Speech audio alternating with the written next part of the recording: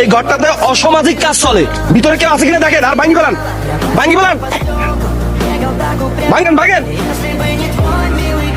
এই ঘরে রাস্তার পাশে থাইকা এই ঘরে অসামাজিক কাজ চলতেছে, এই জন্য আমরা এটা ভাঙি ফেলতেছি। দেখেন ভিতরে কেউ আছে না, ভিতরে কেউ আছে? ভাঙি বলেন, ভাঙি বলেন। কেউ নাই? হ্যাঁ, রাত্রে থাকে, দিনের বেলা থাকে না, রাত্রে অসামাজিক কাজ করে এখানে। নেশা করে? নেশা করে।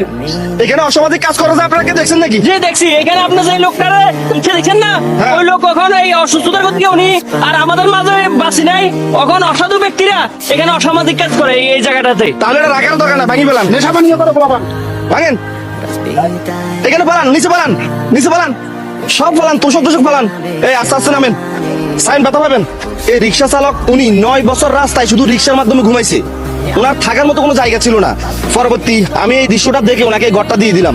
দুঃখজনক বিষয়, ওনাকে ঘর দেওয়ার 3 মাস পর উনি আমাদের মাঝ থেকে বিদায় নিয়ে গেছে, মানে চিরস্থায়ীর জন্য বিদায় নিয়ে গেছে, আর আমাদের মাঝে নাই। হ্যাঁ, উনি যখন মারা যাওয়ার 1 সপ্তাহ পর্যন্ত এখানে অনেক উতালতাম করছিল, মানে অনেক সোজবট চলে আসছে, হয়তো দুনিয়া থেকে চলে যাবে এমন একটা আসছিল। তখন ওনার ছেলেকে পুলিশে সহ ডাইকা বলছে যে তোমার বাবার এই অবস্থা, তোমার বাবাকে নিয়ে বাড়িতে নিয়ে যাও, চিকিৎসা করো বা ঘরে নিয়ে সেবা যত্ন করো। তখন তার ছেলে বলছে কিসের বাবা, আমার কোনো বাবা নাই, আমি তাকে চিনি না, রাস্তা বেলা চলে গেছে। পরে আমরা 1 সপ্তাহ পরে শুনতে পারি পতাকা বিক্স পয়েন্টে তার লাশ পাওয়া গেছে। সে মৃত্যুর আগে অনেক সোজবট করছিল, রাস্তা অনেক কষ্ট করছিল, সে বাঁচে থাকতে পারে নাই। আরে বুঝতে পারছেন, মানে অবহেলা অযত্ন উনি দুনিয়া থেকে বিদায় নিয়ে